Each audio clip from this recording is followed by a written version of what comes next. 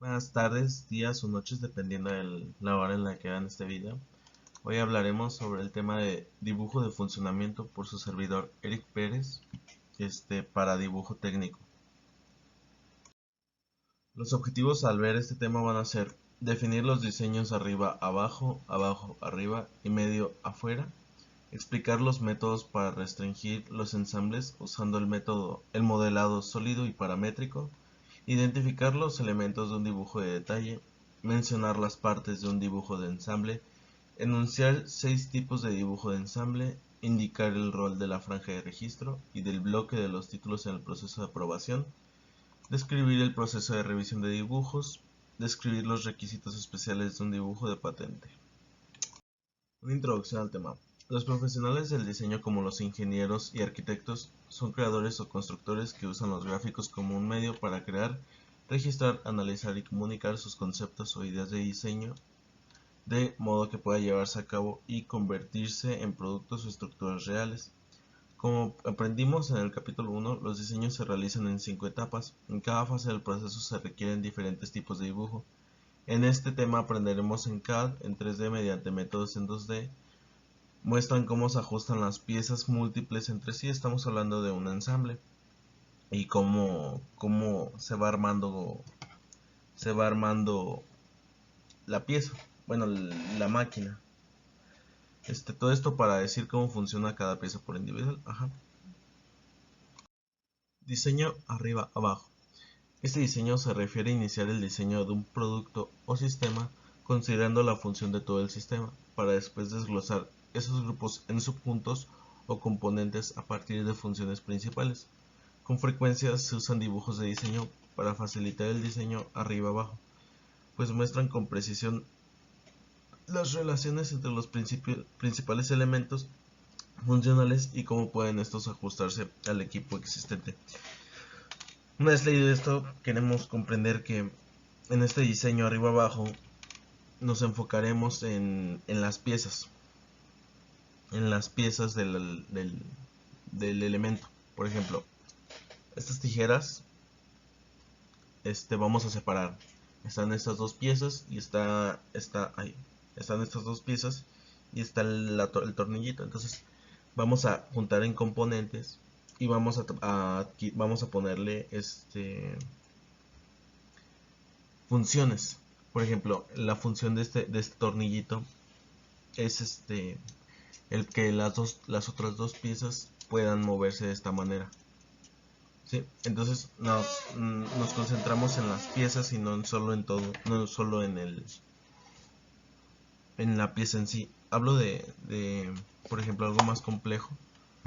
La pieza se va a ajustar a los tornillos, supongamos, a las piezas que se le van a poner. Esta pieza se va a juntar, se va a adaptar a todas las demás piezas que por ejemplo son estas, o supongamos esta ruedita. Lo que trato de llegar es que se va a adaptar la pieza principal a la demás dependiendo de las funciones. Diseño abajo arriba se refiere al empezar el diseño a nivel de la pieza. Aquí pasa al revés. El diseño nos vamos a basar en la pieza. Se dimensionan y diseñan los componentes individuales y el ensamble se basa en el diseño de las piezas. Este método es útil cuando los componentes son piezas estandarizadas. ¿A qué queremos llegar? A que ahora nos vamos a basar en la pieza y vamos a utilizar pues piezas aquí como dice, piezas estandarizadas, piezas ya como por ejemplo tuercas M12, bueno, tuercas hexagonales, por un ejemplo. Sí, y el ensamble final pues se va a basar en cómo diseñamos la pieza, nada más. Y diseño medio afuera se refiere a la combinación de los métodos arriba abajo y abajo arriba, donde algunas partes están estandarizadas en tanto que las otras se diseñan dentro del contexto de ajuste al diseño del ensamble. Es la combinación de las dos anteriores. Restricciones de los modelos de ensamble en 3D. Para usar el software de modelado con base en restricciones, se utilizan restricciones de ensamble para crear relaciones entre partes modeladas. Las primeras piezas añadidas al ensamble se convierten en piezas padre. Si empieza en la pieza padre, las demás serán llamadas piezas de acoplamiento, ya que se acoplan a la pieza padre. Algunas restricciones en esta tabla son acoplar dos superficies planas entre sí. Por ejemplo, aquí la pieza padre es esta, y la pieza que es de acoplamiento es esta. Podemos ver cómo esta cara, vamos a acoplar la cara de acá atrás, la cara de aquí y la cara de aquí, a esta pieza. Entonces agarra y se acopla la pieza. Sí, acoplar con separación, acoplar dos superficies entre sí, de modo que tenga una separación entre ellas. Acá lo mismo, o sea, acoplar esta parte, igual que esta de acá arriba, pero ahora va a acoplar con separación la parte esta del, de la cara. O sea, agrega un pequeño desfase entre pieza y pieza, una pequeña separación. Alinear. Alinear superficies, puntos de referencia, vértices o extremos de curva para que sean coplanares. También alinea superficies giradas o ejes para que sean coaxiales. Vamos a alinear estos dos agujeros con estos dos. ¿Qué queremos llegar? Que a la hora de juntar los dos agujeros pueda hacerse un mismo agujero a la hora de acoplar, de alinear con separación. Alinear superficies planas con una separación entre ellas. Fácil. Es como acoplar, pero pasa lo mismo. Va a haber una pequeña separación entre esas dos piezas. Nunca van a estar así juntas como si fuera acoplar normalmente. Podemos asemejar esta alinear con separación con la de acoplar con separación, porque pues mire, podemos poner aquí igual un alineado con separación y va a seguir existiendo esta separación. Aquí no se ve porque alineado con separación esta parte de aquí abajo. Insertar. Inserta una superficie girada macho en una superficie girada hembra. Alinea los ejes. Igual. Es lo mismo. Igual vamos a asemejar esta con alinear. Pero ahora, en vez de alinear dos círculos, vamos a alinear la pieza macho, que es una pieza sobresaliente, con una pieza que necesita esa parte sobresaliente. Entonces inserta. Esa es la restricción. Orientar. Orienta dos superficies planas para que sean paralelas y se encuentren en la misma dirección.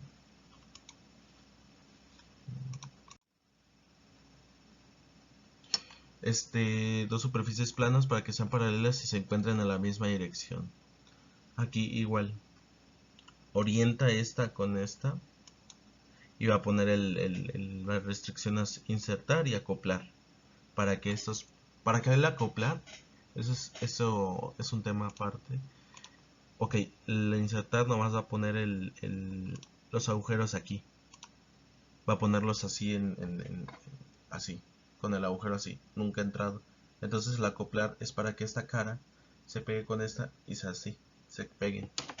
Y orientar, va a orientar la pieza hacia donde va a querer. O sea, por ejemplo, aquí vemos que el anterior se orienta hacia allá, pero queremos que se oriente hacia allá, hacia la cara de hacia allá. Entonces a la hora de orientar va a ser así. Sistema de coordenadas. Coloca un componente en un conjunto mediante la alineación de su sistema de coordenadas con el sistema de coordenadas de ensamble. Aquí, sistema de coordenada del ensamble. ¿Qué queremos hacer? Unir punto cero con punto cero. Hablando de eso, pues el plano, pues están hechos en planos.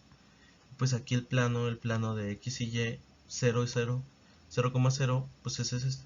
Y queremos unir esta pieza con esta. Diseño de ensamble en 3D y esqueletos. Otro método para crear ensamble usando software de CAD en 3D consiste en comenzar con el montaje de un marco en la forma de un diseño de ensamble o esqueleto que puede utilizarse para definir ubicaciones de componentes en el ensamble. Con este método las piezas se diseñan de modo que se enlaza con la estructura de un esqueleto en el ensamble. El esqueleto es un dibujo 3D que define las relaciones importantes en el ensamble usando líneas, arcos, curvas y puntos. Acá explicando rápido, es el esqueleto inicial muy pobre a la hora de hacerlo. Se van a juntar las piezas, entonces crea un esqueleto más complejo y aquí se unen las piezas ya en este esqueleto más complejo. Por ejemplo, aquí nada más están las vértices de las piezas, pero aquí ya hay un ángulo de por medio de hacia dónde van a ir las piezas. Dibujo de funcionamiento o dibujo de construcción. El término dibujo de funcionamiento describe un conjunto de dibujos de ensamble y de detalle, un conjunto de planos civiles con los planos del sitio y la topografía, y los muchos detalles estructurales para la construcción de una prensa o puente. Es un ejemplo de un juego de dibujo de funcionamiento. Aquí, este dibujo, pues como dice, dibujo de construcción se utiliza para la construcción. Hemos visto en varios lugares planos así donde están las habitaciones. Por ejemplo, cuando te venden una casa sale que la sala, que la cocina y todo esto con líneas ocultas, las entradas. Acá se puede ver una entrada, los baños, bueno, en este plano, este, nada más. Dibujo de ensamble. Un dibujo de ensamble muestra la máquina o estructura ensamblada con detalle de todas las piezas en sus posiciones funcionales, o como una vista de despiece donde las piezas pueden relacionarse con sus posiciones funcionales. Hay diferentes tipos de dibujos de ensamble: ensamble o distribución de diseño, ensamble general, ensamble de detalle, dibujo de funcionamiento de ensamble, esquema o instalación de ensamble, y ensambles inseparables como la soldadura. Acá podemos ver un dibujo de ensamble, que es lo que hemos estado, bueno, lo que estamos trabajando esta unidad. Acá está la lista de lo que lleva el ensamble, cuántas piezas, y una pequeña descripción de la pieza. Instrucciones de cómo se arma el ensamble y el ensamble en sí. Por ejemplo, aquí vemos cómo se ve seccionado. Sí, no está, no sé, creo que si está seccionado, no. Nada más tiene una pequeña abertura aquí y pues se ve dónde encaja cada cosa y el número de dónde está cada cosa y ya.